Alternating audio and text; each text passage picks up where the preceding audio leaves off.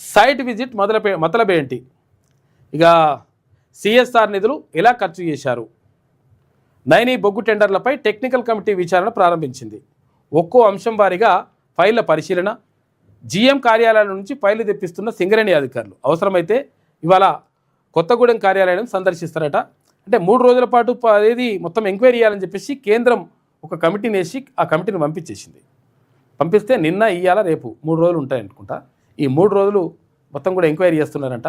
నిజంగా అసలు యాక్చువల్గా ఈ టెండర్ల అంశం ఏంది, నిజంగా ఇందులో అవకతవకలు జరిగినాయా, జరిగితే ఎవరు చేసిండ్రు, ఎవరి కోసం చేసిండ్రు, ఎవరి ప్రయోజనాల కోసం ఎవరు ప్రయత్నం చేసిండ్రు, ఇవన్నీ అంశాలు తేల్చడానికి ప్రయత్నం చేస్తున్నట్టుగా తెలుస్తూ ఉంది.